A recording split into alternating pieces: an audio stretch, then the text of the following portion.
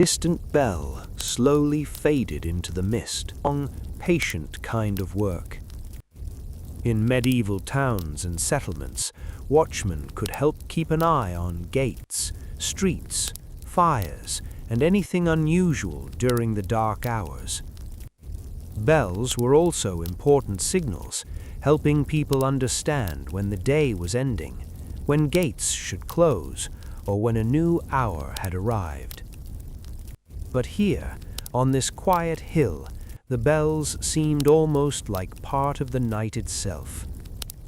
Sir Rowan listened. The wind whispered. The trees answered. And somewhere below, the river continued its slow journey through the darkness. He lifted his lantern again. Its little flame moved gently behind the glass. A warm circle of golden light followed him as he walked. One step, then another. The stone beneath his boots was cool and smooth from many years of footsteps.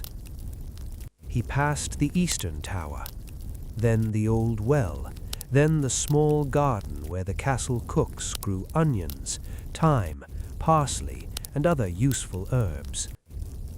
Even at night, the garden seemed alive. Leaves trembled softly in the breeze. A few drops of water rested on their edges, and whenever the wind moved through them, they made a sound like quiet rain. Sir Rowan stopped beside the garden wall. He leaned his hand against the old stone. It was cold beneath his glove. He looked toward the valley. From here, he could see 3 tiny lights. One belonged to a farmhouse. Another came from a distant village. The third was a small fire beside a road. Perhaps a traveler had stopped there for the night. Perhaps someone was warming a kettle. Perhaps a family was sitting quietly around the fire, speaking in low voices, before finally going to sleep. Sir Rowan wondered where the traveler might be going. Maybe toward the northern mountains. Maybe toward a market town. Maybe simply home. The thought made him smile. So many roads crossed the kingdom. So many travelers moved beneath the stars. And yet, tonight, everyone seemed to be resting. The castle rested. The village rested. The horses rested. Even the trees seemed to be resting. Sir Rowan continued walking. He reached the western side of the castle. Here the wall was older.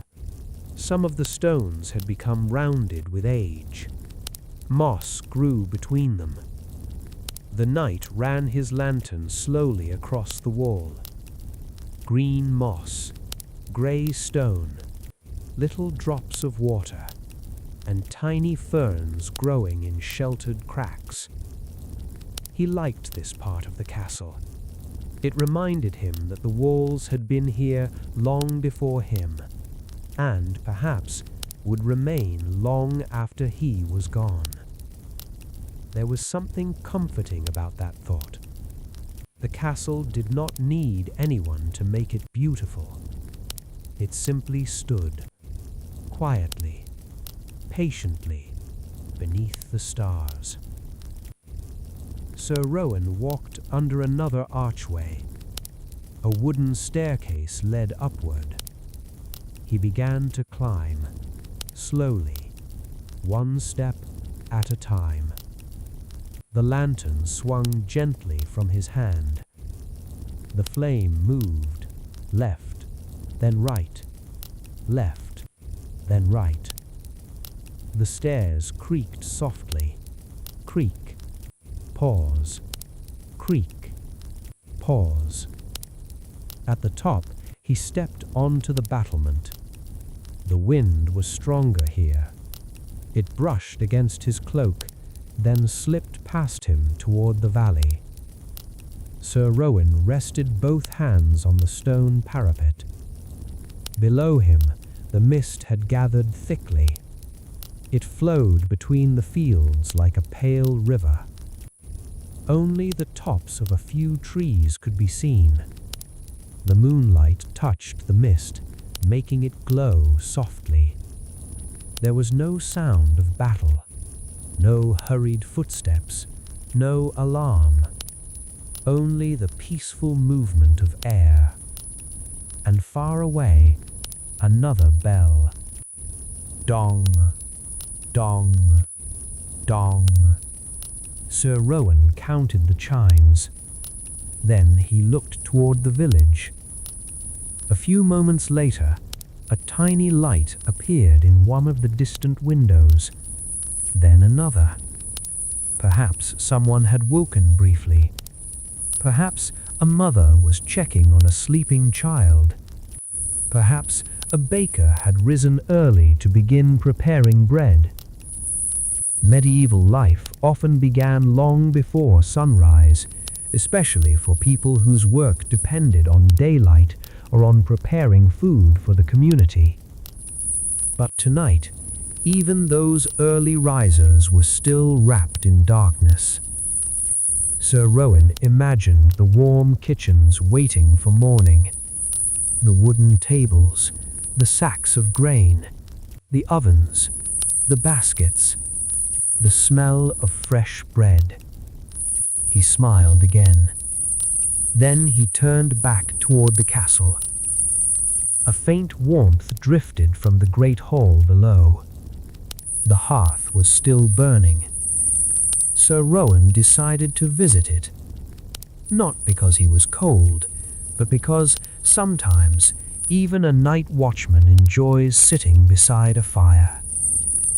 He descended the stairs, slowly, carefully, quietly. At the bottom, he crossed the courtyard. The windows of the great hall glowed with warm amber light. Inside, the fire was almost asleep. A few logs rested among the embers. Their surfaces glowed red, then darkened, then glowed again. Sir Rowan opened the heavy door. Warmth touched his face. He stepped inside. The great hall was empty. Long tables stood quietly beneath the shadows. Wooden cups had been placed upside down. A few candles had burned almost to their ends. And near the fireplace, a sleepy castle dog lifted its head. The dog looked at Sir Rowan. Sir Rowan looked at the dog. Neither said anything. The dog slowly placed its head back on its paws. Sir Rowan smiled. "Good evening," he whispered. The dog closed its eyes, and the hall became quiet again. Sir Rowan sat beside the hearth. He removed one glove, held his hand near the warmth, and breathed slowly, in and out. The fire made tiny sounds, crackle, pop, soft crackle. The sound filled the empty hall. Sir Rowan watched one ember collapse into a small cloud of ash, then another. The warmth made him feel heavy, sleepy, peaceful. For a moment, he nearly forgot that he was supposed to continue his watch. But then, from somewhere beyond the walls, came the faintest sound. A bell. Dong. Sir Rowan opened his eyes. He listened. Nothing seemed wrong. The castle was still. The night was still. The bell had simply marked another moment passing. And perhaps that was the true purpose of the watch. Not always to find danger, not always to raise an alarm, Sometimes it was simply to remain awake while everyone else was allowed to sleep. To listen to the wind, to watch the moon, to hear the bells, and quietly make sure that the peaceful night continued. Sir Rowan stood. He pulled his glove back on. Then he looked once more at the sleeping fire. "I'll be back," he whispered. The dog did not move. Sir Rowan opened the door. Cool air entered the hall. The flame of his lantern flickered.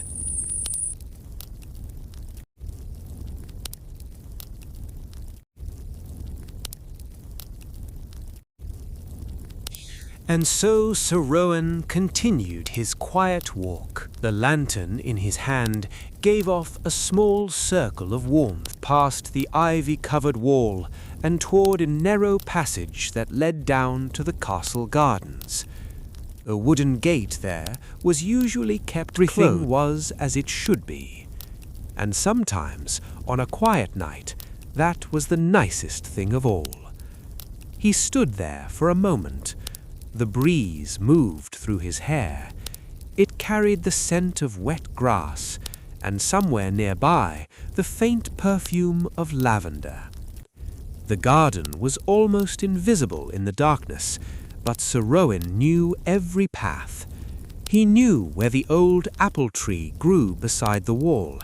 He knew where the mint had spread beyond its little wooden border.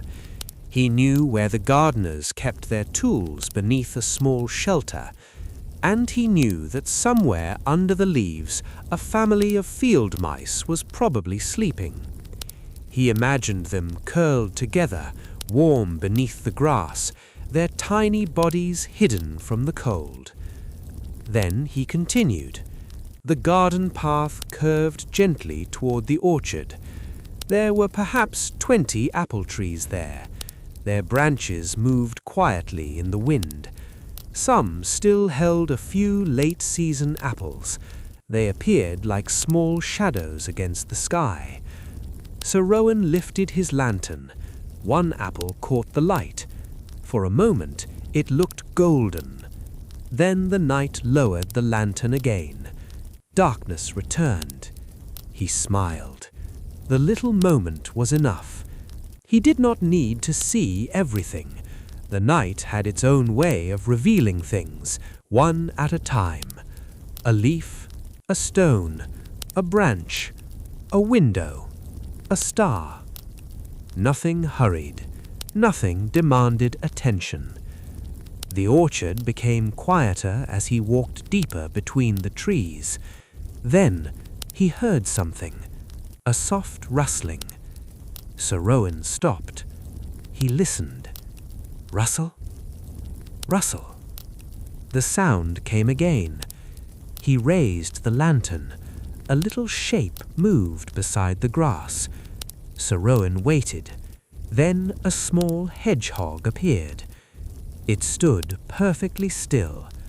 The knight stood perfectly still too. For several seconds, neither moved.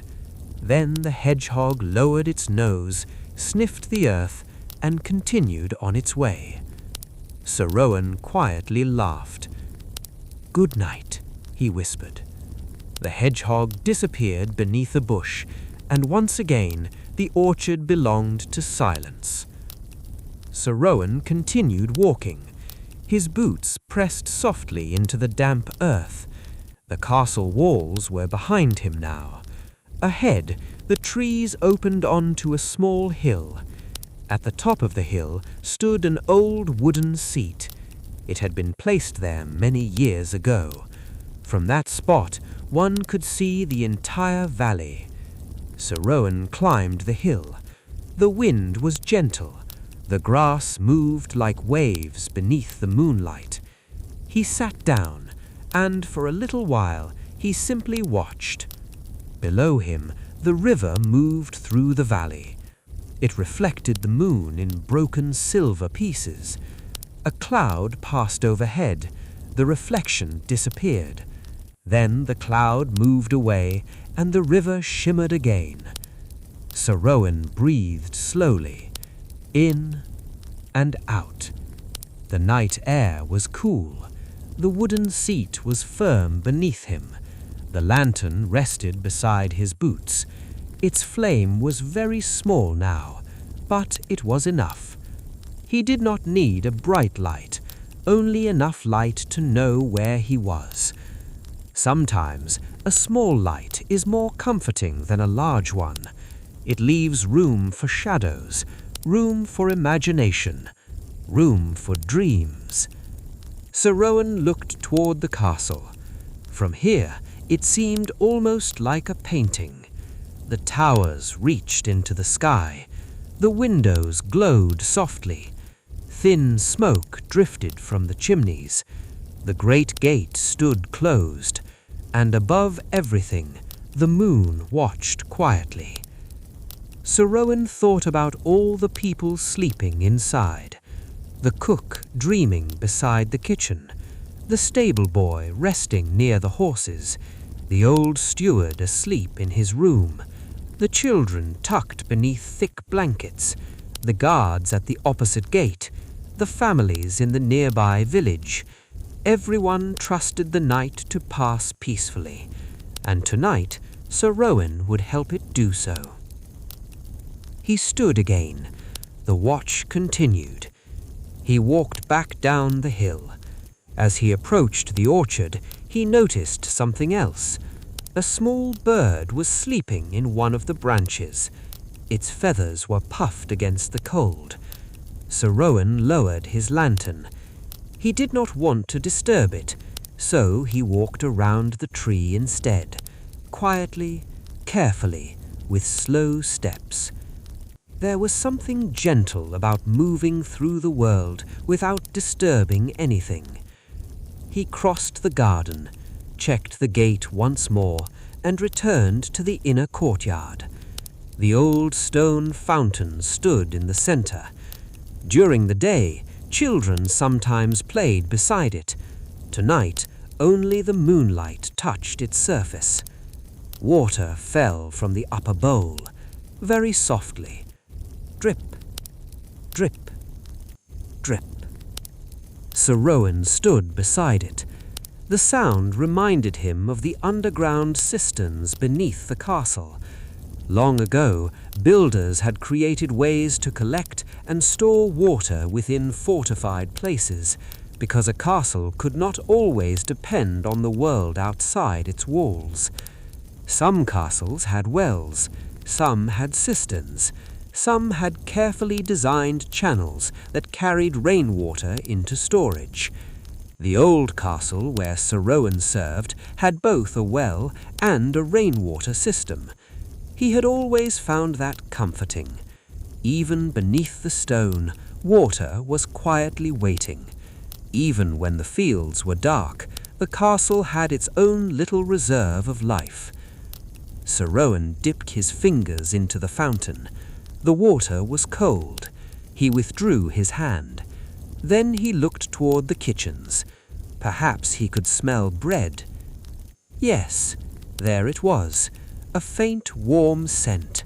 Someone must have prepared dough earlier. The smell lingered in the stone corridors. Bread, wood smoke, and herbs.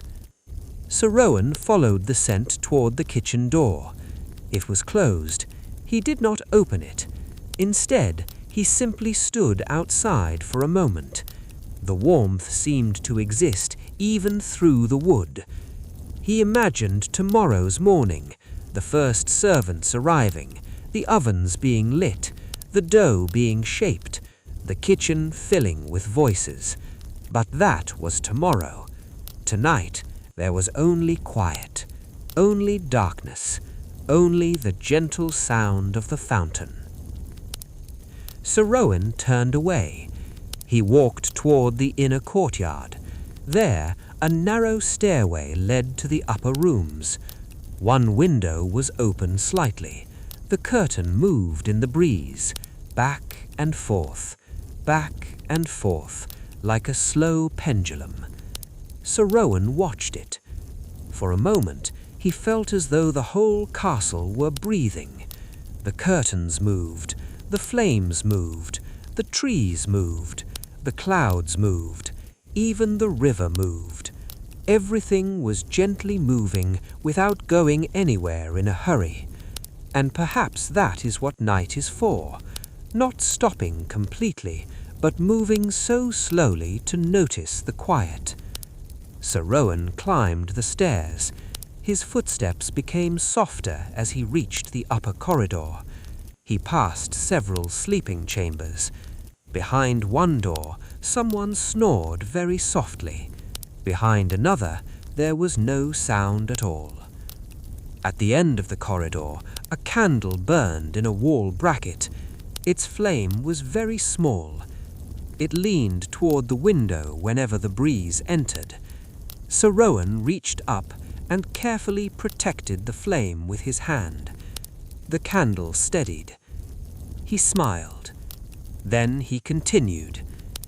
At the far end was a small balcony. He stepped outside. The air was colder.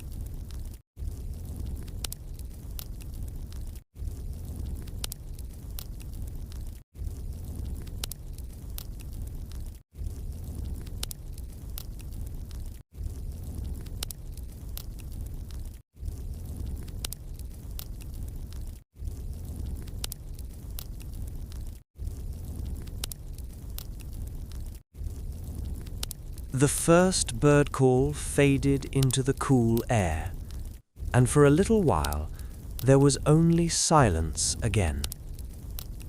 Sir Rowan stood at the end of the upper corridor. His lantern was growing dim. The oil inside it had nearly finished burning. A tiny flame leaned gently to one side, then returned, then leaned again. Sir Rowan watched it without hurry. There was something peaceful about a flame nearing its final moments. It did not struggle. It simply became smaller and softer until the darkness could quietly return. He walked toward the great staircase. His footsteps were barely more than whispers against the stone. Down below, the castle remained asleep. The great hall was dark now. The hearth had settled into a bed of glowing embers. A little warmth still remained in the stones around it. The castle dog was exactly where Sir Rowan had left him, curled beside the hearth, head resting on his paws, completely unconcerned with the passing hours. Sir Rowan smiled. He stepped closer. The dog opened one eye, then closed it again. "We're still guarding the fire," Sir Rowan whispered. The dog's tail moved once against the floor. That was all.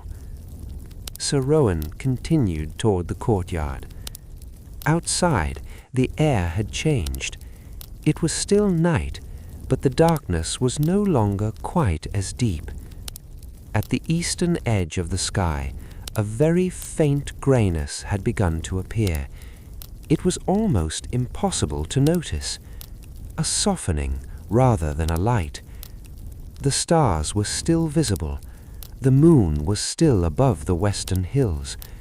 But somewhere beyond the horizon, morning was quietly preparing itself. Sir Rowan crossed the courtyard. He checked the inner gate. The wooden beams were secure. The iron latch was in place. Everything was exactly as it should be. He ran his hand along the cool wood. The gate had stood there for generations. It had welcomed merchants, travelers, messengers, farmers, and returning knights. It had also closed each evening, quietly separating the castle from the darkness beyond. Tonight, it had done its work. Sir Rowan turned toward the stable. The horses were beginning to stir. He could hear the soft movement of straw. One horse stamped its hoof. Another breathed deeply. The smell of hay and warm animals drifted into the morning air. Sir Rowan opened the stable door just enough to look inside. Several pairs of sleepy eyes turned toward him. He whispered softly, "Good morning." The horses did not answer. They simply returned to their quiet resting. One large brown horse lowered its head toward the straw. Sir Rowan rested his hand against its neck. The animal was warm. Its breath rose gently in the cool air. In, out, in, out. The rhythm was slow, steady, comforting. Sir Rowan stood there for a moment, listening to the horse breathe. Sometimes the simplest sounds were the most peaceful. The breathing of an animal, the crackle of a dying fire, the rustling of leaves, the distant movement of water, the soft creak of an old wooden door. These sounds had filled the night, and now they were beginning to make room for morning. Sir Rowan left the stable.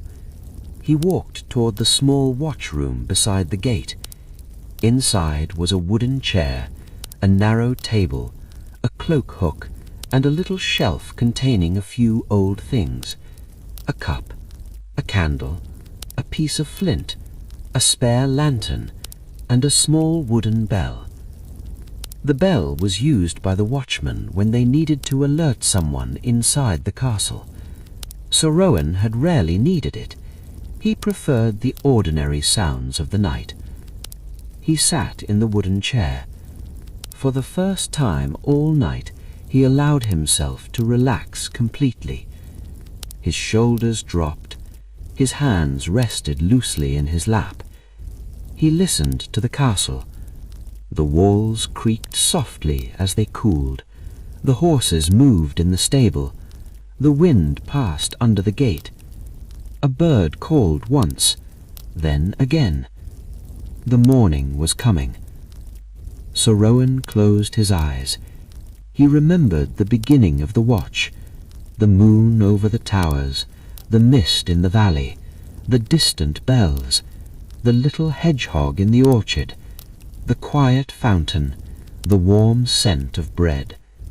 All of these small moments had passed through the night, and now they were becoming memories. Nothing dramatic had happened. No battle, no alarm, no danger. Just a castle, resting, and a knight keeping watch. Maybe that was enough. Perhaps peaceful nights did not need grand adventures. Perhaps there was something wonderful about a story in which nothing terrible happened, because everyone was safe, everyone was warm, and everyone could sleep. Sir Rowan opened his eyes. A thin line of golden light appeared beyond the hills. The first true rays of dawn were beginning to touch the sky. The castle towers slowly became visible. The mist turned silver. The rooftops changed from black to grey. The windows that had glowed all night were beginning to fade. One candle, then another, disappeared as the servants inside woke. Soon the castle would begin its morning. But for a few more minutes the night watch still belonged to Sir Rowan. He stepped outside the watchroom. The air was fresh. The grass was covered with dew. Each drop reflected the new light. He walked slowly toward the eastern wall. From there he could see the sunrise. The horizon was turning pale gold. A few clouds caught the light, soft pink, then amber, then almost white. The birds began to sing. Not loudly, not all at once. One bird, then another, until the orchard seemed to be filled with tiny voices. The leaves rustled, the branches moved. The castle stirred. Somewhere inside, a door opened, then another. A servant crossed the courtyard carrying a bucket. A sleepy voice called from the kitchens. Wood was placed upon the fire. Soon the first crackle rose into the morning air. Sir Rowan looked back at the courtyard. The castle was waking, and yet somewhere inside many people were still asleep. Children remained under blankets. Old servants rested in warm rooms. Travellers stayed in their beds, and the people who had worked through the night were finally preparing to rest. The world was changing places, as it always did. Those who were awake could sleep. Those who were sleeping would soon wake. The night gave way to morning, and morning would eventually give way to evening again. Sir Rowan breathed deeply. The air smelled of damp stone, grass, wood smoke, and fresh bread. He smiled. His watch was over. He walked to the gatehouse and handed his lantern to the next watchman. The younger man nodded. Quiet night? Sir Rowan looked toward the valley. Very quiet. The young watchman smiled. Good. Sir Rowan removed his cloak. He folded it carefully.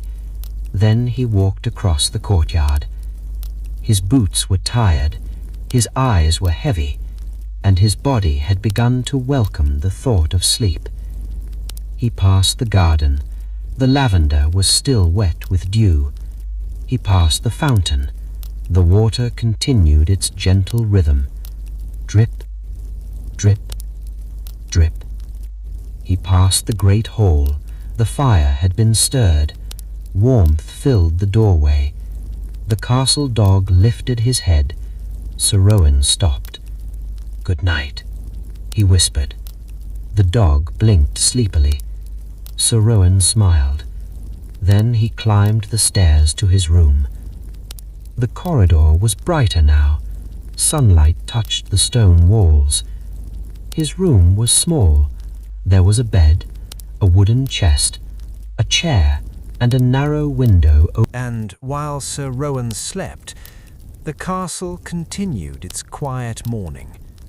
Sunlight moved slowly across the stone walls. It touched the highest tower first, then the battlements, then the ivy, and finally the courtyard below. The mist had disappeared from the valley. The river shone beneath the morning sky.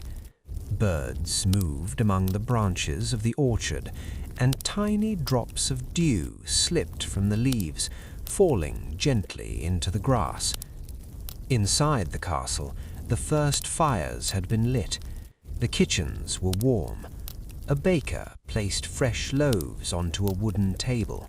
Steam rose from a pot of porridge. Someone carried a basket of apples across the courtyard. Someone else opened a shutter, and sunlight poured into a quiet room. The castle was awake, but Sir Rowan was not. He slept peacefully beneath his blanket. His lantern rested beside the door. His cloak hung from a wooden peg. His sword remained untouched. There was nothing he needed to do. For a little while, the world could continue without him. And perhaps as you listen, you can imagine that same feeling. Nothing needs to be hurried. Nothing needs to be completed. The morning can wait. The day can wait. For now, you can simply rest. Let your breathing become slow and easy. There is no need to force it. Just notice the gentle rhythm. In and out. In and out. Outside Sir Rowan's window, the leaves moved in the morning breeze. Softly, back and forth, back and forth.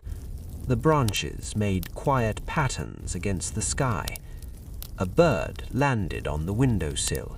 It tilted its head, looked into the room, and then flew away. Sir Rowan did not wake. He simply turned beneath the blanket and continued sleeping.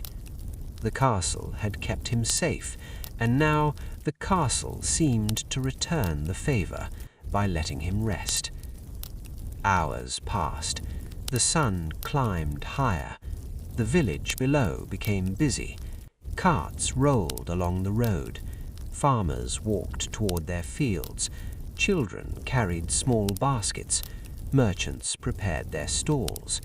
The distant sounds floated gently toward the castle, but high inside the tower, Sir Rowan remained asleep. His dreams were quiet. Perhaps he dreamed of the orchard. Perhaps he dreamed of the river.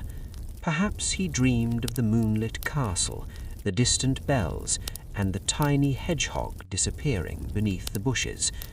Or perhaps he dreamed of nothing at all, just darkness, warmth, and silence, the kind of silence that does not feel empty, but full of comfort. Eventually, the sun reached the middle of the sky. A servant quietly opened Sir Rowan's door.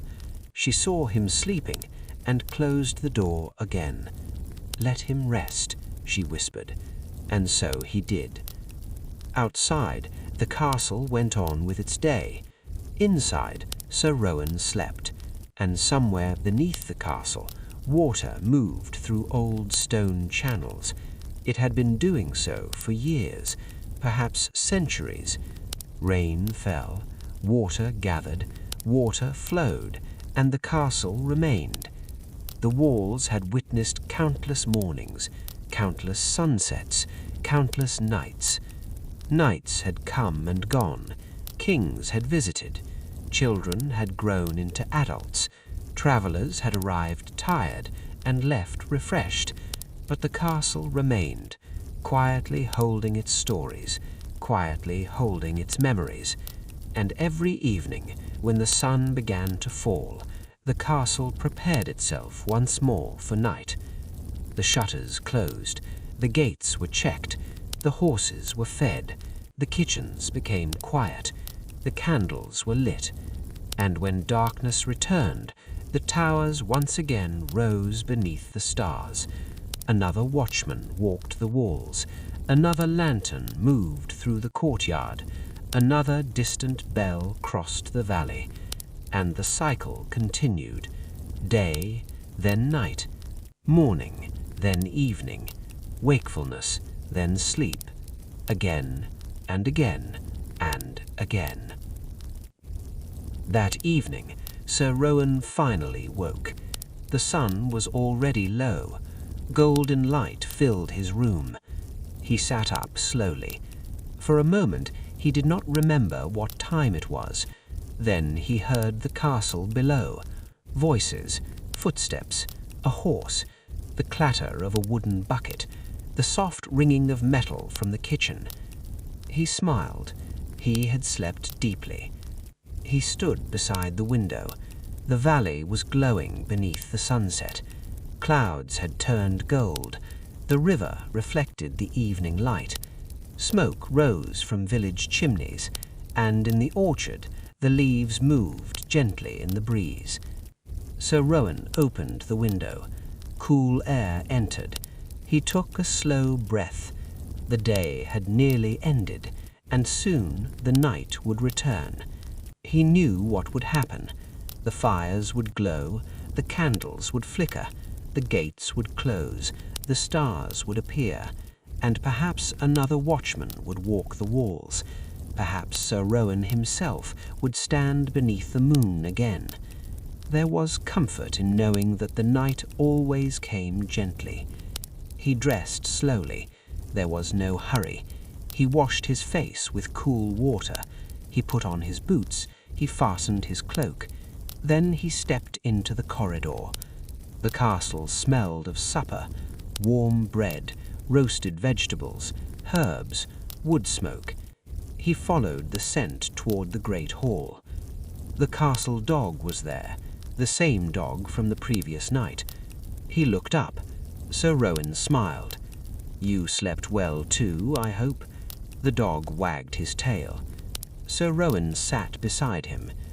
For a little while, neither moved. Outside, the last sunlight disappeared. One by one, the castle windows began to glow. Small golden squares appeared across the stone walls, the same gentle candlelight that Sir Rowan had watched the previous night. And now he understood something. A castle was not truly alive because people were walking through it. It was not truly alive because fires were burning or bells were ringing.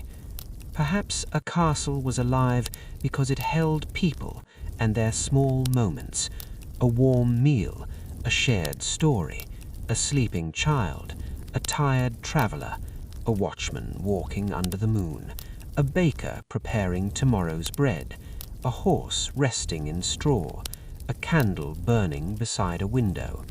All these little things together made the castle feel like home. Sir Rowan rested his hand on the dog's warm fur. The dog closed his eyes. Outside, the first star appeared, then another, then another. The evening breeze moved through the courtyard. Leaves rustled softly. The fountain whispered. The great wooden gate began to close, slowly, steadily, until it met the stone wall with a deep, gentle sound. The castle was ready for another night. Sir Rowan looked toward the sky. The moon was rising. He knew that soon someone would take the night watch. Someone would walk the walls. Someone would listen for distant bells. And if the night remained peaceful, as he hoped it would be, they might hear nothing more than wind, water, leaves, and the quiet breathing of a sleeping castle. Sir Rowan smiled. Then he carried his lantern toward the courtyard. The flame flickered softly. The castle walls glowed around him, and once again the night began. Slowly, quietly, peacefully. One star at a time, one breath at a time. One gentle step after another. Sir Rowan crossed the courtyard beneath the rising moon. The stones beneath his boots still held a little warmth from the day, but the air was becoming cool again. The breeze carried the smell of grass, of old stone, and wood smoke drifting from the chimneys. Above him, the first stars had appeared. They were small, quiet, and impossibly far away. Sir Rowan paused beside the fountain. The water caught the moonlight. It fell from the upper bowl and gathered in the lower basin. Drip, drip, drip. The sound was so steady, so simple, that Sir Rowan found himself breathing in time with it. In and out. Drip and rest. Drip and rest. The castle seemed to settle around him. A door closed somewhere above. A wooden shutter moved gently in the wind. A horse shifted in the stable. Then everything became quiet again. Sir Rowan lifted his lantern. Tonight he was not yet the watchman. Another guard would take the first part of the evening. But Sir Rowan had grown fond of these quiet hours. So he continued walking, not because he had to, but because there was something comforting about seeing the castle at night. He followed the wall toward the northern garden. There stood a small stone chapel. Its bell tower was narrow and old. During the day, people sometimes gathered there for prayer. At night, the chapel was empty. Its wooden door was closed. A small lantern burned beside it. Sir Rowan approached. He stood beneath the doorway. For a moment, he could smell the faint fragrance of beeswax. Candles in medieval churches were often made from beeswax when it was available, while less expensive candles could be made from tallow. Beeswax gave a cleaner, steadier light, and its warm scent could linger in quiet rooms. Sir Rowan looked at the little flame. It was almost perfectly still. Only when the wind moved did it tremble. He imagined all the hands that had once carried candles through this chapel. Farmers, travelers, children, old men and women, people who lived ordinary lives beneath the same stars. Their names were mostly forgotten now. Their voices had disappeared. But the little chapel remained. And perhaps that was one of the quiet gifts of old places. They remembered, even when people could not. Sir Rowan rested his hand briefly against the chapel door. Then he continued. The northern garden was darker than the courtyard.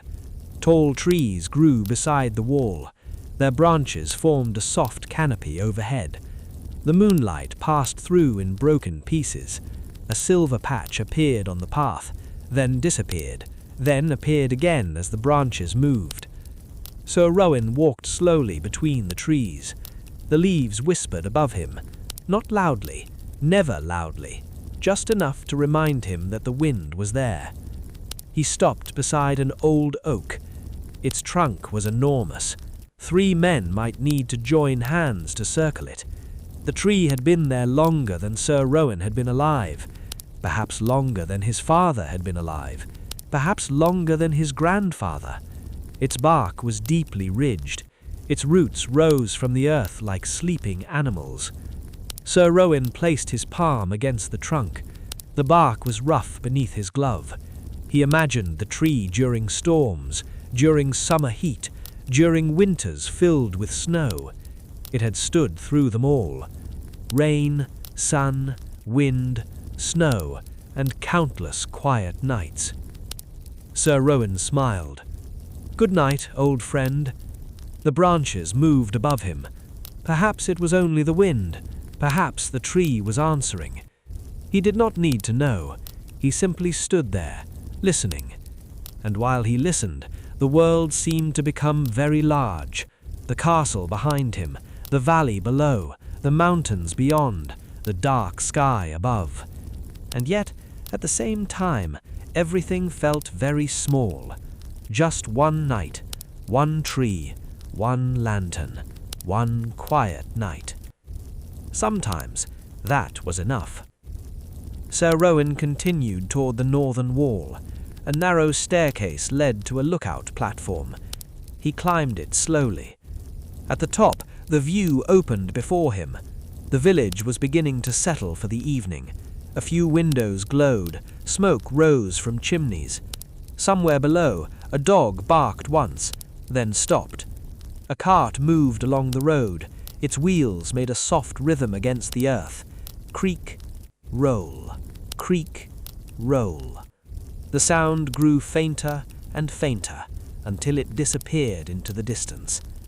Sir Rowan watched the road. Perhaps the traveller would reach the next village before midnight. Perhaps they would stop at an inn. Perhaps they would sleep beneath a roof while someone prepared a warm meal. Medieval roads could be difficult and uncertain, so travellers often planned their journeys around places where they could find food and shelter. For a tired traveller, a small inn with a warm hearth could feel almost like a castle. Sir Rowan understood that feeling.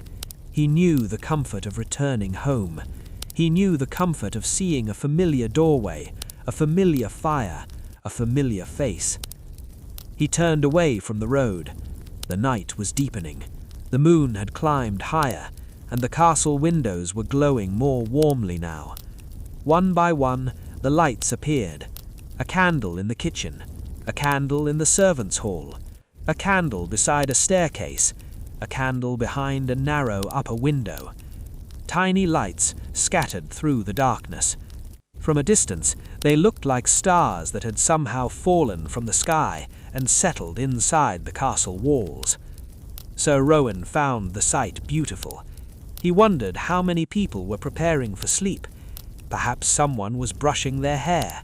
Perhaps someone was folding clothes. Perhaps a child was listening to a bedtime story. Perhaps someone had already closed their eyes. The thought made the castle feel even quieter. Sir Rowan descended the lookout tower. At the bottom, he met the young watchman who would take the first part of the evening. The young guard carried a lantern. His cloak was fastened tightly against the breeze. He asked, "Everything quiet?" Sir Rowan nodded. "Very quiet." The young watchman smiled. "Then let hope it stays that way." Sir Rowan handed him the small wooden bell from the watchroom. The young guard accepted it carefully. Neither man spoke for a moment. Then Sir Rowan said, "Listen to the ordinary sounds." The young man looked puzzled. "The ordinary sounds?" Sir Rowan said, "The wind, the water, the horses, the bells. If you listen carefully, you will know when something truly changes." The young man nodded. Sir Rowan placed a hand on his shoulder. "Most nights, nothing happens." The young man smiled. "I think I would like that." "So would I." Sir Rowan turned toward the inner courtyard. His own watch for tonight was not yet beginning. He could rest first, and perhaps that was another lesson of the old castle. Even the watchman needed someone else to watch for him. No one stayed awake forever. No one carried every responsibility alone. There was always a moment when one person could hand the lantern to another and finally rest. Sir Rowan walked toward his room. The hallway was warm. Candles burned inside their little wall brackets. Their flames moved gently. The shadows stretched along the stone. He passed the great hall. The castle dog was already asleep. His breathing was slow and even. The fire beside him had been rebuilt. It crackled softly. Sir Rowan stopped for a moment. He listened. Crackle, pause, crackle. The sound was almost hypnotic. He thought about the night before, how the castle had been silent, how the distant bell had crossed the valley, and how eventually sleep had found him. Tonight he knew that sleep would come again. Perhaps not immediately, perhaps after a little while, but it would come. He climbed the stairs. At his doorway he stopped. Beyond the window, the moon was shining. He opened the shutters. Cool air touched his face. The breeze carried the sound of leaves. Far below, the fountain whispered, "Drip, drip, drip." So Rowan took a slow breath, then another. He removed his cloak. He placed it carefully on the chair. He removed his boots. And finally, he lay down. The blanket was warm. The pillow was soft. The room was quiet. Outside, the castle continued its gentle life. The watchman walked the walls. The horses rested. The candles burned. The river moved. The trees whispered. And far away, a bell sounded once. Dong. So Rowan closed his eyes. He did not need to know what would happen next. The castle was safe. The gates were closed. Someone was watching, and he could rest. His breathing became slower. The room became darker. The moon moved, and the old oak moved gently in the wind, back and forth, while the sleeping castle settled beneath the stars. Sir Rowan slept. His breathing was slow and peaceful. Outside his window, the moon continued its quiet journey across the sky. A thin cloud passed before it, softening the light, then drifting away. The room remained still. The curtains moved gently. A little breeze entered through the open window, bringing with it the scent of grass and cool stone. Far below, the fountain continued its patient rhythm. Drip, drip, drip. And somewhere beyond the castle walls, the river moved through the valley. It had no destination that needed to be hurried toward. It simply moved around stones, beneath bridges, past sleeping fields, and onward through the darkness. Perhaps there was something comforting in that. The river did not worry about tomorrow. The trees did not worry about yesterday. The moon did not hurry across the sky. Everything simply followed its quiet rhythm. And for a little while, you can too. There is nothing you need to hold on to. If a thought appears, let it drift away. If you hear a sound around you, you do not need to investigate it. You can simply notice it and let it become part of the night. A distant sound, a quiet breath, the softness of your blanket, the gentle weight of your body resting beneath it. You are allowed to rest. And in the castle, everyone was resting too. The kitchen had become dark. The great hall was almost silent. The horses were sleeping. The castle dog had curled itself beside the hearth. The watchman moved slowly along the eastern wall. His lantern made a small golden circle around his feet. He stopped beside the gate, listened, and heard nothing unusual. Only the wind, only the leaves, only the soft creaking of the old wooden beams. He continued, one step, then another. His footsteps disappeared almost as soon as they were made. Tap, tap, tap.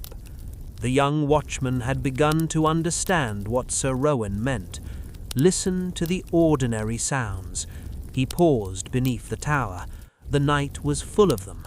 A horse breathing, water flowing, branches moving, a shutter tapping lightly against a wall.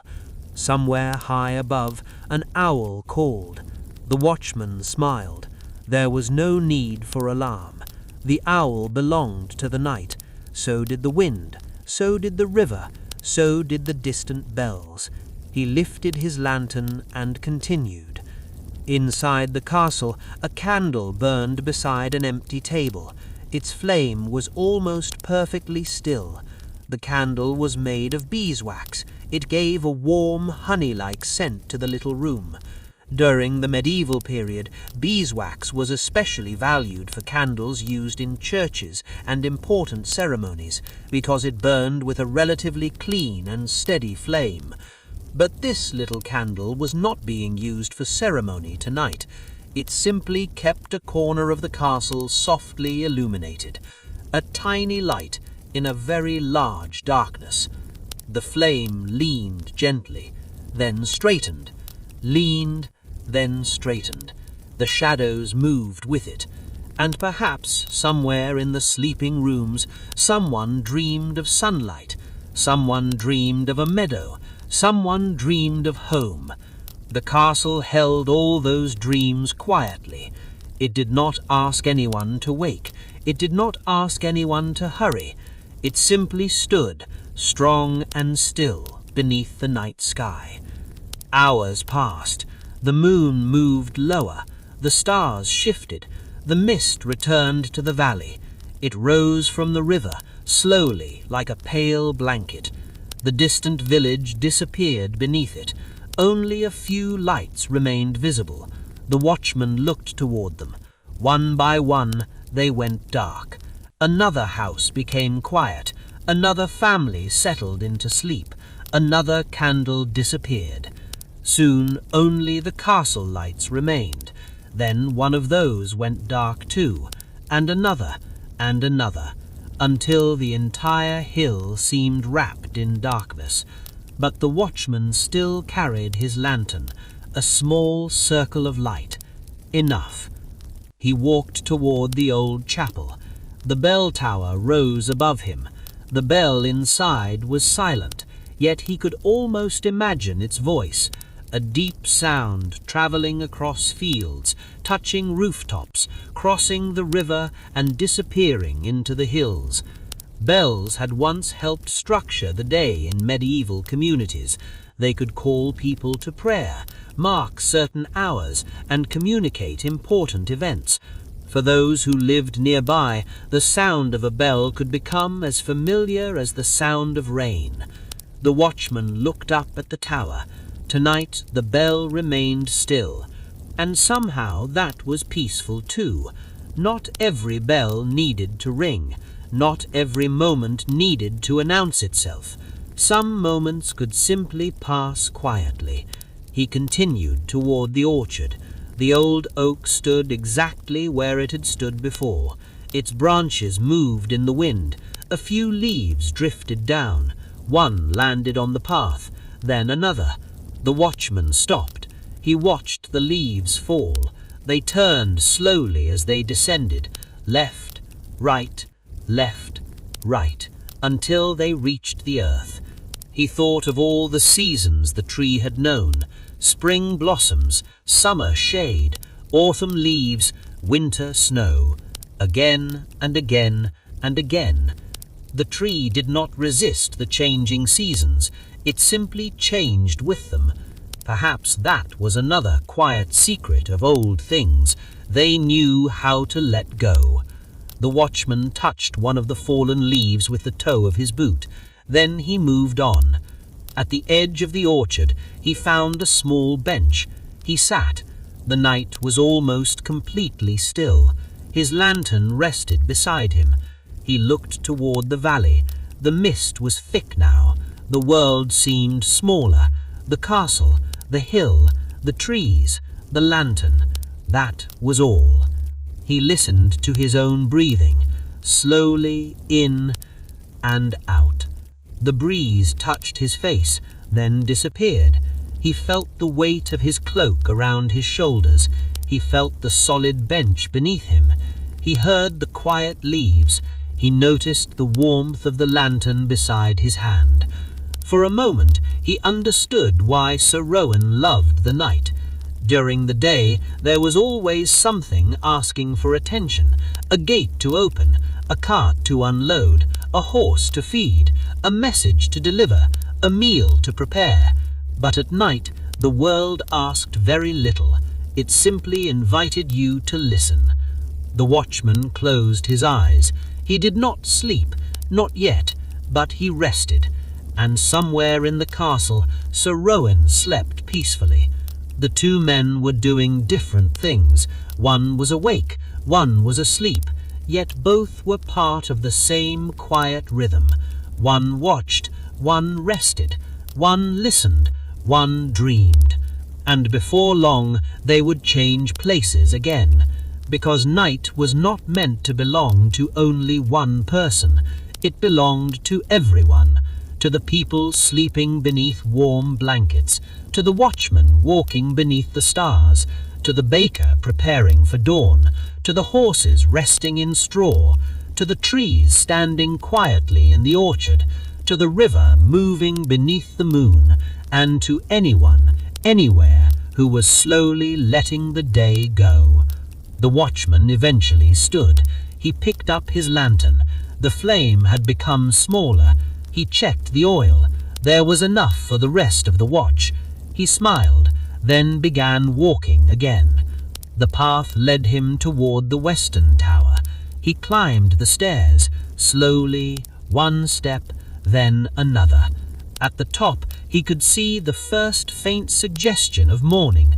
Not light exactly, just a softness along the horizon. The deepest darkness was beginning to fade. The stars remained, but a few had already disappeared. The watchman leaned against the stone wall. He breathed in. The air smelled different now, cooler, fresher. There was a faint scent of wet earth.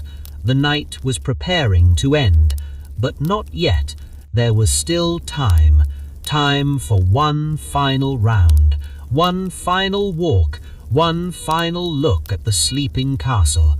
He descended from the tower, crossed the courtyard, passed the fountain, checked the gate, looked toward the stables. Everything was peaceful. Everything was safe. And at last, the first faint suggestion of morning began to glow, softly, quietly, almost imperceptibly. A new day was arriving. The watchman stopped beside. Morning entered the castle quietly, as though it too understood that some people were still sleeping. A pale ribbon of sunlight slipped across the eastern wall. It touched the old stones, the ivy, the wooden shutters, and the narrow windows. In the courtyard, the fountain continued to whisper, drip, drip, drip. The water did not care whether it was night or morning. It simply continued, as it always had. The first servants crossed the courtyard. Their footsteps were soft. A door opened. A wooden bucket was carried toward the well. Someone gently stirred the fire in the kitchen. A little cloud of smoke rose from the chimney. And inside his small room, Sir Rowan remained asleep. His face was peaceful, his breathing slow. The sunlight reached the edge of his blanket, but he did not wake. He had spent the night watching over the castle. Now the castle could wait for him. There was no bell calling his name, no messenger waiting outside, no urgent task. Only sleep, only warmth, only the quiet rhythm of morning. And perhaps you can imagine yourself there, inside that old stone room, safe beneath a heavy medieval blanket, with the soft sounds of a castle waking somewhere far beyond the walls. You do not have to follow the story closely. You can let the words become distant, like voices heard from another room. You can listen to the rhythm, rather than the meaning. In and out. The day can wait. The castle can wait. Everything can wait. For now, there is only rest. Outside, the young watchman completed his final round. He approached the watchroom. The older guard was waiting there. The young man handed over the small wooden bell. "Quiet night," he said. The older guard nodded. "Very quiet." The young man smiled. Then he disappeared toward the servants' quarters, where a warm bed was waiting. The older guard took his place. The cycle continued. One watchman rested. Another became awake. One lantern was extinguished. Another was lit. The castle never needed everyone awake at once. There was always someone watching. And because someone was watching, everyone else could sleep. The older guard walked toward the eastern tower. He had served at the castle for many years. He knew every stone, every stair, every gate, every creaking door. He knew which floorboard complained beneath a careless footstep. He knew which shutter rattled when the wind came from the north. He knew which horse liked to sleep near the wall. He knew the fountain sometimes made a strange sound when the water level was low. To him, the castle was not merely a building. It was a collection of familiar sounds, a collection of small memories. And perhaps that was why old places could feel comforting. They became familiar enough that even their smallest noises felt like greetings. The guard walked along the wall. Below, the village was fully awake now. Carts moved along the road. Smoke rose from chimneys. A baker carried a basket outside. Two children chased one another near a garden. A farmer opened a gate. The world had become busy. But high above, the castle remained peaceful. Its towers caught the sunlight. Its stone walls warmed slowly. Birds settled on the battlements. And in the orchard, the old oak stood beneath the morning sky. The guard paused beside it. He placed his hand against the trunk. The bark was warm now. Only a few hours earlier, it had been cold beneath the moon. Now, sunlight had changed it. Night and morning, cold and warmth, darkness and light. The tree welcomed them all. The guard smiled. Then he continued. Inside the castle, Sir Rowan finally moved. He turned beneath his blanket. His eyes opened slightly. For a moment, he did not know whether it was morning. Then he heard birds. He heard voices. He heard the faint clatter of kitchen work. He smiled. He knew. Morning. Sir Rowan sat up. He stretched his arms slowly. His body felt heavy in the pleasant way that comes after deep sleep. He looked toward the window. Sunlight filled the room. The valley was bright. The river shone. The fields stretched toward distant hills. He opened the shutters. Fresh air entered. He stood there quietly. For a few moments, he simply breathed. In. And out. He thought about the night. The bells. The moon. The orchard. The river. The old oak. The lantern. The quiet castle. He realized that he remembered every small sound. The fountain. Drip. Drip. Drip. The horses breathing. The leaves moving. The fire crackling. The distant bell. None of those sounds had been important enough to write into a royal record. No historian would probably mention them. No bard would sing a song about them. And yet, to Sir Rowan, they were the night. They were the moments that made the castle feel alive. He dressed. He put on his boots. Then he walked downstairs. In the great hall, breakfast was being prepared. Warm bread sat on a wooden board. A bowl of porridge steamed gently. A jug of milk rested beside it. The smell was comforting. Sir Rowan sat near the window. The castle dog appeared beneath the table. Sir Rowan gave him a small piece of bread. The dog accepted it happily. "Good morning," Sir Rowan whispered. The dog wagged his tail. Outside, the day continued. But Sir Rowan noticed something. The morning felt different after a quiet night. Everything seemed brighter. The bread smelled warmer. The sunlight seemed softer. The birds sounded clearer. Perhaps, when you spend enough time in darkness, you begin to appreciate small amounts of light. Perhaps, when you spend enough time listening, you begin to notice quiet sounds you once ignored. Perhaps, that is what the Night Watch teaches. Not to fear darkness, but to become familiar with it. To learn that darkness can contain peaceful things.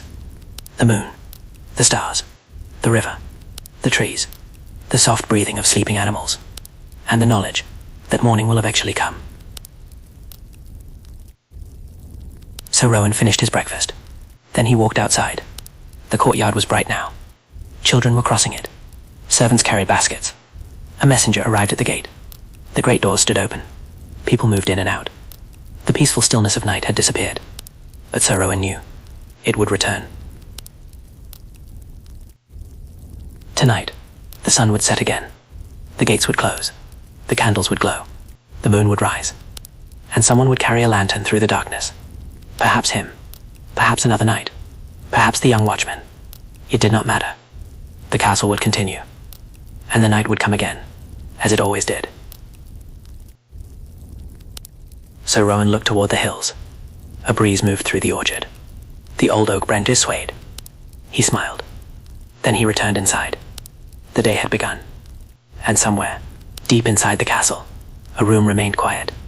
A small room, with a soft bed, and a window overlooking the valley. The room where a tired night had slept peacefully.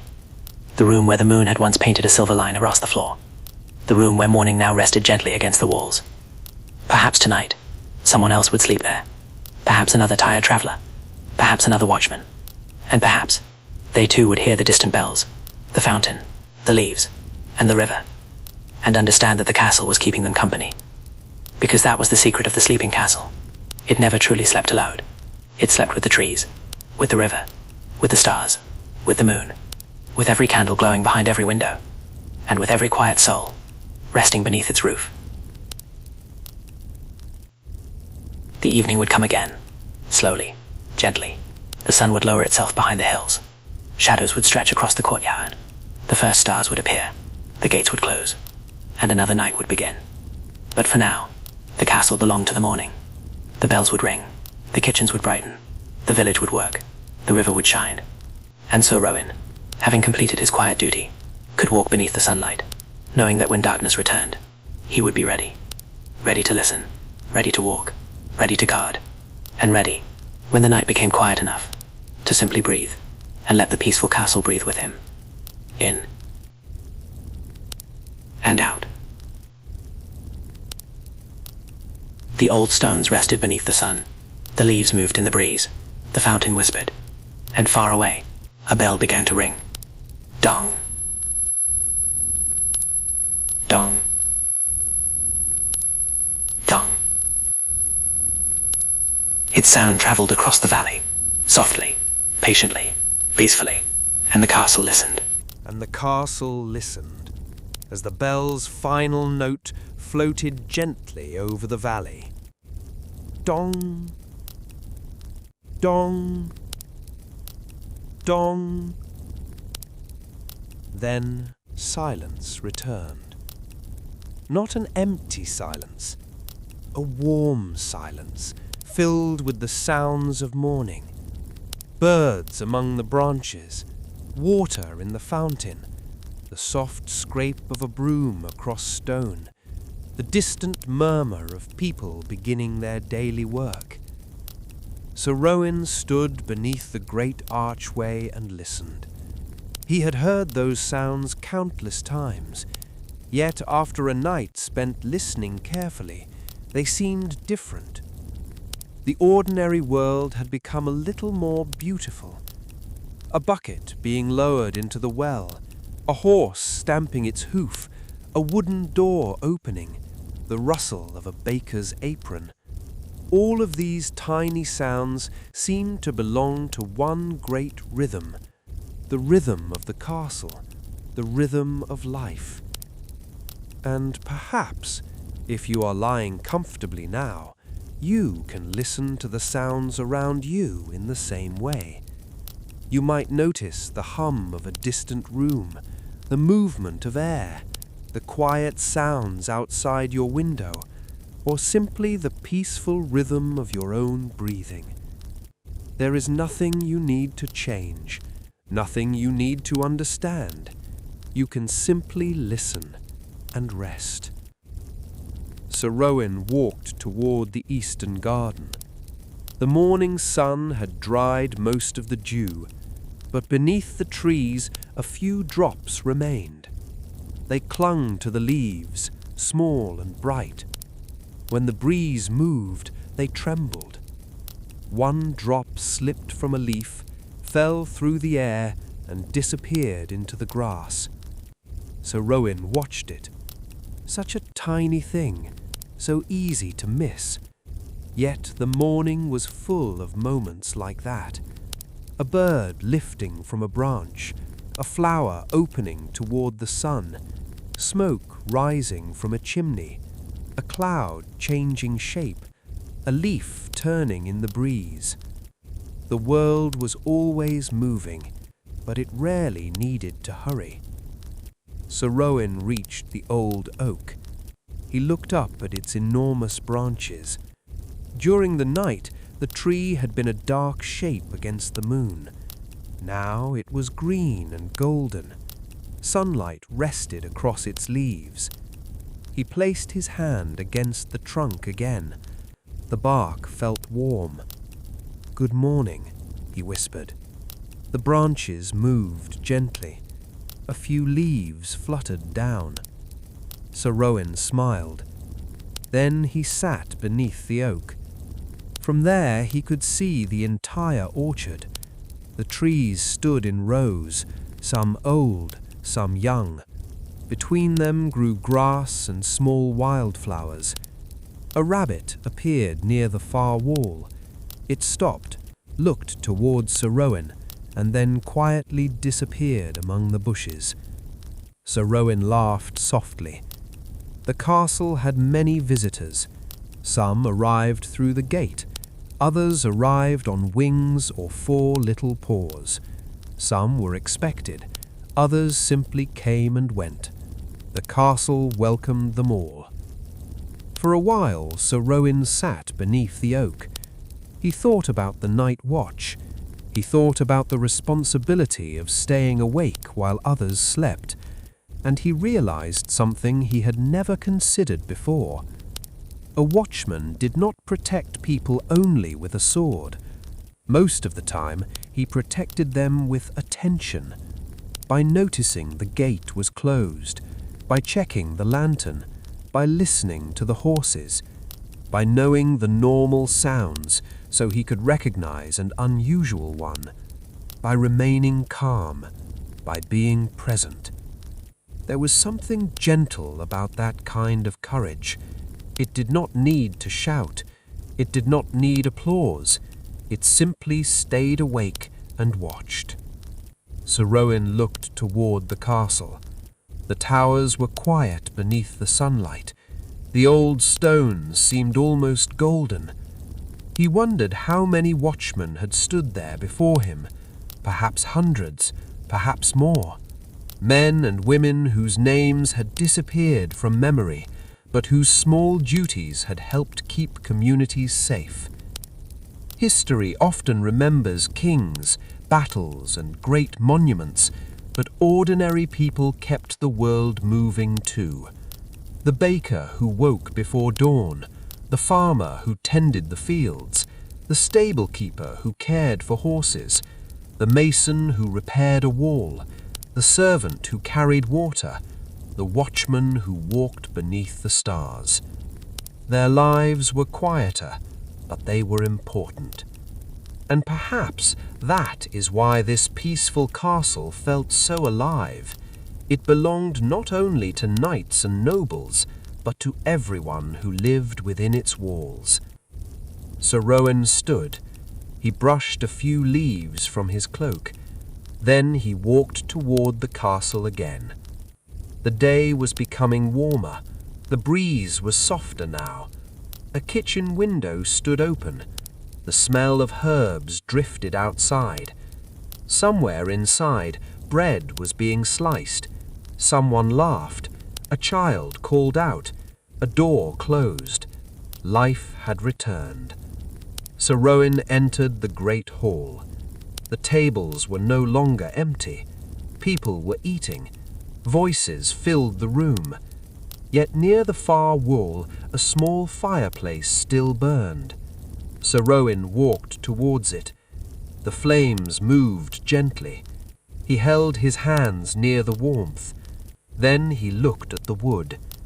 The fire was made from carefully stacked logs. Some were oak, some were beech. Each piece had its own shape, its own cracks, its own little patterns. As the flames moved around them, the wood slowly became glowing embers. Sir Rowan watched.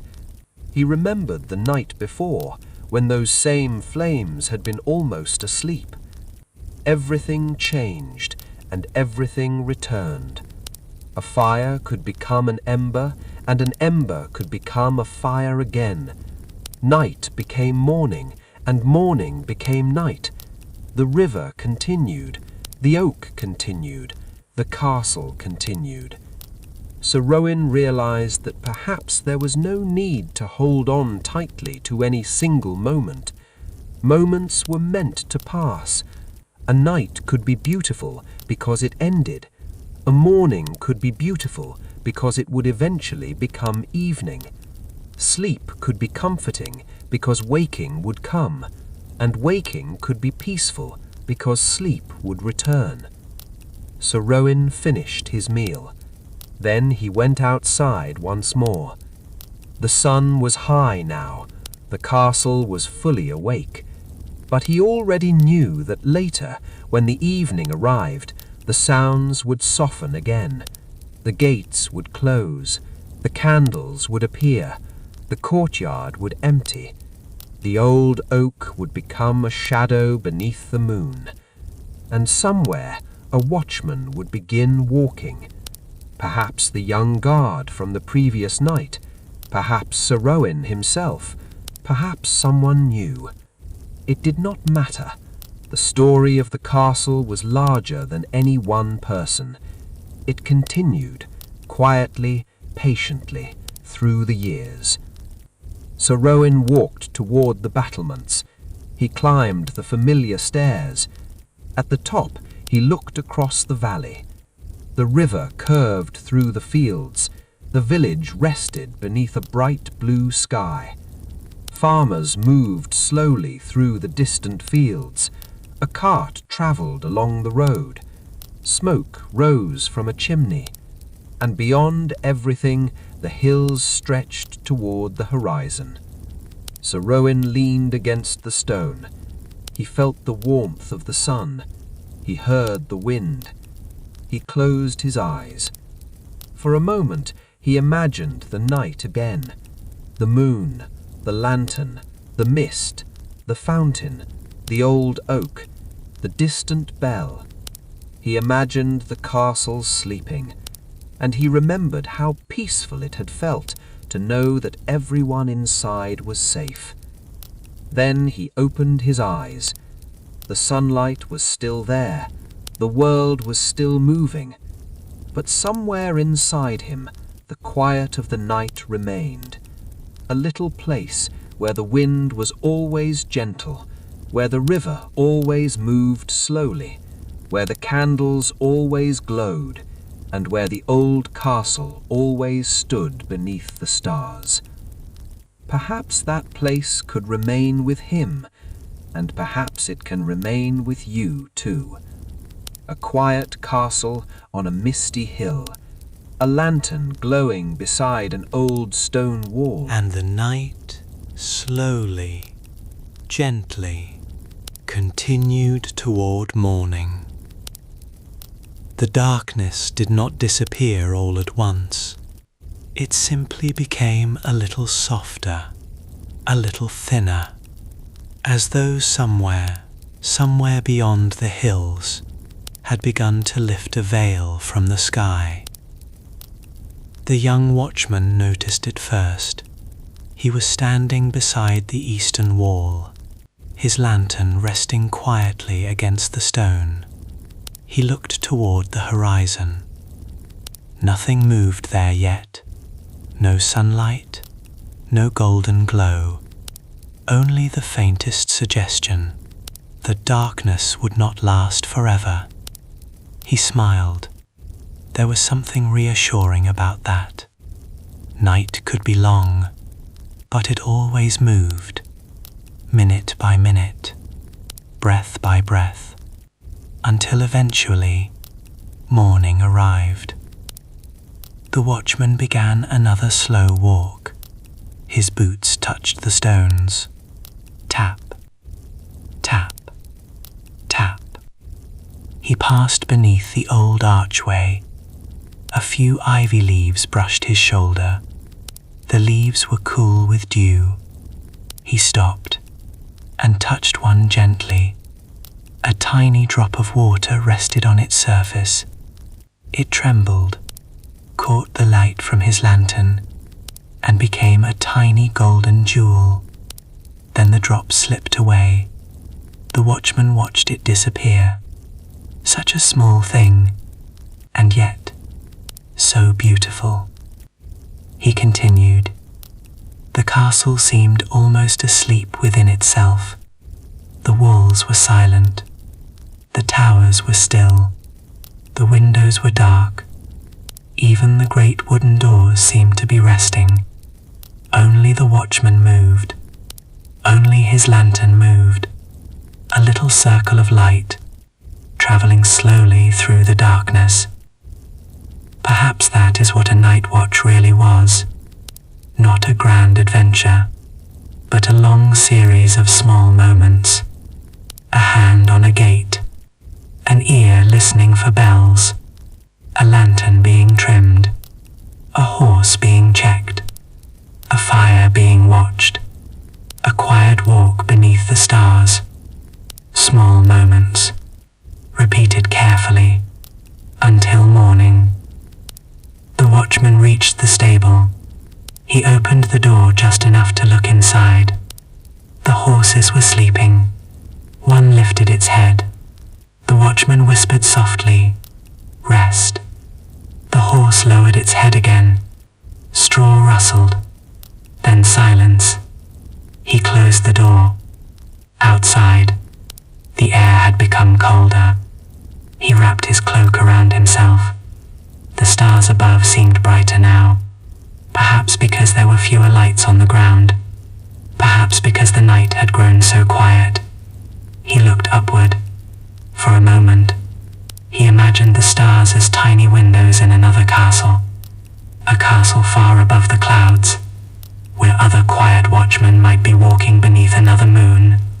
The thought made him smile. Then he continued. At the fountain, he stopped again. The water was was almost perfectly still. Only a small stream fell from the upper bowl. Drip, drip, drip.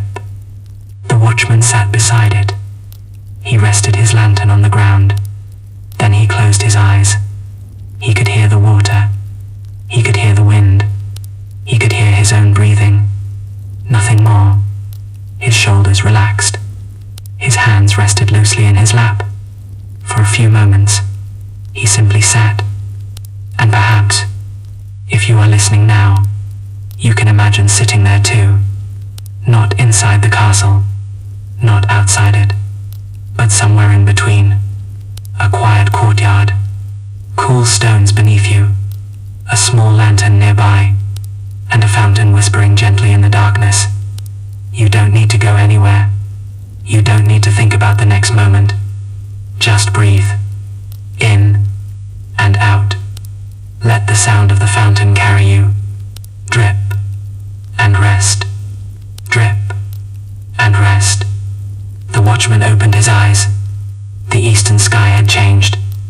A very faint silver line rested above the hills. He stood.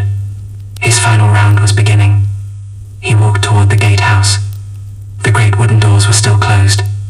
The iron lock was secure. The hinges were quiet. He touched the gate and felt the coolness of the wood. Beyond it, the road waited, empty, still, peaceful. Soon, the first traveler might appear. Perhaps a farmer, perhaps a messenger, perhaps someone returning home after a long journey.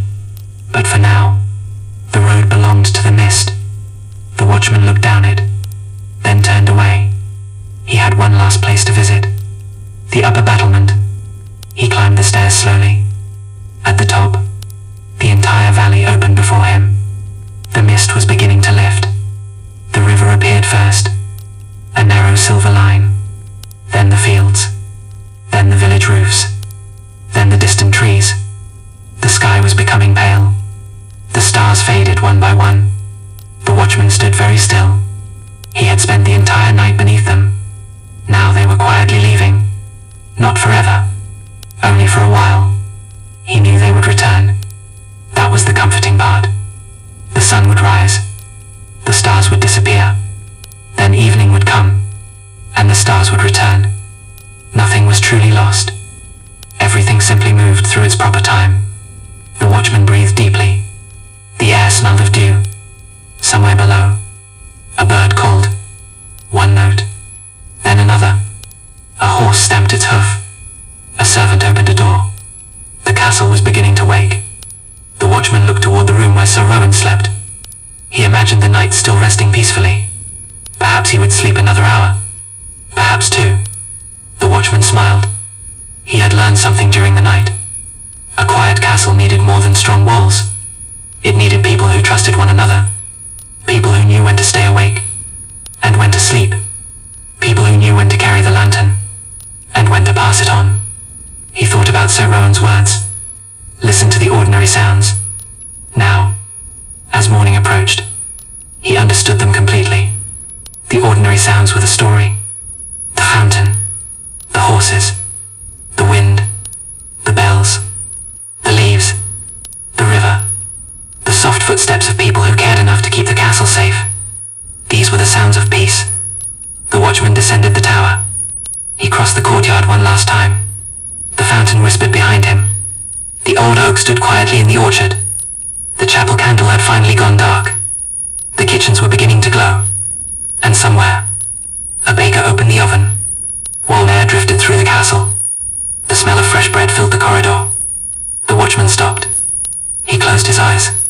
For a moment, he simply breathed in the walk scent. Bread, wood, smoke, and morning. Then he smiled. The night was over. He entered the watchroom. Sir Rowan was already there. The older knight had woken early. His hair was slightly untidy, and his eyes still carried the softness of sleep. He looked at the young watchman. Quiet. The young man nodded. Very quiet. Sir Rowan smiled. Good. The young watchman handed him and did him well. Sir Rowan placed it carefully on the table. Then he looked outside. The first sunlight had reached the castle walls. Golden light spread across the stones. The watch was finished. For now. Sir Rowan placed a hand on the young man's shoulder. Go and rest. The young man smiled. I will. He walked away. Sir Rowan remained by the window. He watched the sun rise over the valley. The castle was waking, but somewhere inside, someone was still sleeping. Someone always was. And perhaps, that was the most peaceful thing about the castle. Even while the world changed, there was always a quiet room somewhere. A bed, a blanket, a closed door, a little patch of darkness protected from the morning, a place where someone could continue dreaming. For just a little longer. Sir Rowan smiled. Then he stepped outside. The old oak moved gently in the morning breeze. Its leaves whispered, back and forth, back and forth. The river shone. The village stirred. The castle breathed. And the new day began. Slowly, softly, without hurry, just as every peaceful morning should. Somewhere beyond the hills, the river continued flowing, quietly, patiently, all through the night. Its water slipped around smooth stones, beneath old wooden bridges, and past fields where the grass moved softly in the breeze. The river did not know about the castle. It did not know about Sir Rowan. It did not know about the watchman carrying his lantern along the walls. And perhaps it did not need to. It simply continued its journey, just as the moon continued its journey across the sky, just as the wind continued moving through the trees, just as the night continued becoming deeper and quieter and softer. Inside his room, Sir Rowan lay beneath his blanket. His eyes were closed. The sounds of the castle reached him faintly through the walls. A distant footstep, a soft creak, the gentle movement of air. Then, nothing. He breathed slowly, in and out. The kind of breathing that comes naturally when there is nowhere to go, nothing to finish, nothing to fear. His room was warm. The blanket was heavy enough to feel comforting, but light enough to let him move easily. The pillow supported his head. The mattress beneath him held his tired body. And outside, the castle remained awake just enough to keep watch. Perhaps you can imagine that room now. A small stone chamber, lit only by moonlight. A wooden bed, a folded cloak, a quiet window, and somewhere beyond the wall, a lantern moving slowly through the darkness. You do not have to picture everything clearly. Let the images come and go. Perhaps the castle appears brightly in your imagination, or perhaps it becomes only a vague shape, a distant place beneath the stars. Either is perfectly fine. There is no right way to imagine it. You can simply listen and let the story drift around you. The young watchman continued his patrol. He had reached the western tower. He climbed the narrow stairs, one step at a time. The stone was cold beneath his boots. At the top, he stopped. The valley spread beneath him. The moonlight covered the fields. Mist rested near the river. The village had almost completely disappeared into darkness. Only a few lights remained. The watchman leaned against the wall. He listened. There it was again. The river. A faint rushing sound, almost too soft to notice. He closed his eyes. The wind moved around the tower. He could hear leaves brushing against one another. He could hear a horse moving in the stable. He could hear the wooden gate creaking slightly. All ordinary sounds, all familiar. He remembered Sir Rowan's words. Listen to the ordinary sounds. So he listened. He listened without trying to make anything happen. And after a while, the night seemed to become even quieter. Sometimes, when we stop searching for something, we begin to notice what was already there. The watchman noticed the breeze. He noticed his own breathing. He noticed the warmth of the lantern in his hand. He noticed the cool stone beneath his other hand. He noticed the faint smell of smoke drifting from the castle chimney. And he realized. He felt calm. There was no great mystery to solve. No danger waiting in the shadows. Just a peaceful night. And the simple responsibility of being awake. He descended the tower. At the bottom, he passed the old chapel.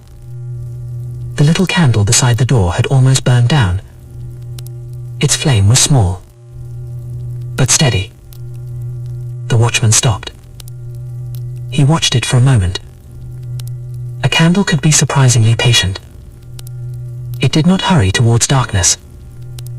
It simply burned, quietly, until its work was finished. The watchman smiled. Then he continued.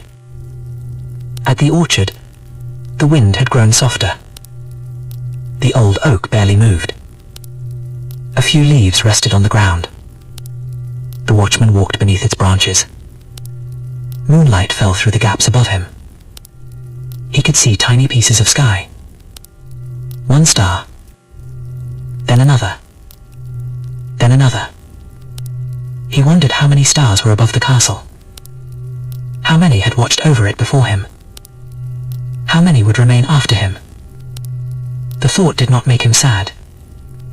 Instead, it made him feel small in a comforting way. There was no need to carry the whole world. No need to understand everything. He was simply one person. On one quiet hill. During one quiet night. And that was enough. He sat beneath the old oak. His lantern rested beside him. He pulled his cloak a little closer. The air was cool. The ground was still. The tree stood above him. For several minutes, he did nothing. He simply rested. Perhaps you can rest with him. Let your shoulders soften. Let your hands become still. Let your breathing find its own comfortable rhythm. If your mind wanders, that's perfectly all right. Let it wander. It can wander through the castle gardens, along the river, beneath the old oak, or across the moonlit fields. There is no destination, only the gentle path. The watchman eventually opened his eyes. A cloud had moved across the moon. The orchard became darker. He waited. The cloud moved away. Light returned. Silver leaves. Silver grass. Silver stones. The world had not changed. Only the light had. He stood, picked up his lantern, and began walking again. This time, he followed the path beside the outer wall. The path was narrow. Grass grew along both sides. In some places, the stones were uneven. He walked carefully, slowly. One step, then another. The lantern swung gently. The flame made small golden circles across the ground. He reached the northern gate. He checked the lock. Secure. He touched the iron. Cold. Then he looked through a small opening in the wooden gate. The road outside was empty. No travelers. No carts. No horses.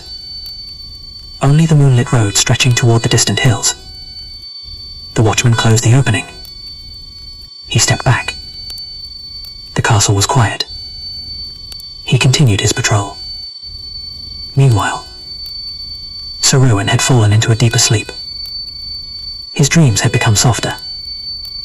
Perhaps he was walking beside the river. Perhaps he was sitting beneath the old oak. Perhaps he was once again carrying a lantern through the sleeping courtyard. In his dream, the castle seemed larger than it had ever been. The towers reached into the stars. The gardens stretched farther than the valley. The river flowed beneath countless bridges, and every window held a warm golden candle. Sir Rowan walked through the dream without hurry. He passed the fountain. Drip. Drip. Drip. He passed the chapel. A bell rested silently above him. He passed the orchard. The old oak was covered in silver leaves. Then he came to the great gate. It stood open. Beyond it, there was no road. Only a wide field beneath the moon. Sir Rowan stepped forward. The grass was soft beneath his feet. The wind moved gently around him. Far away, someone was playing a quiet melody. Perhaps a travelling bard. Perhaps only the wind moving through hollow reeds. Sir Rowan listened. The melody was simple. Slow. Soft. Repeating. He followed it across the field. But he did not need to reach its source. The sound itself was enough. It carried him gently onward, until even the melody became quieter, and quieter, until there was only wind and moonlight.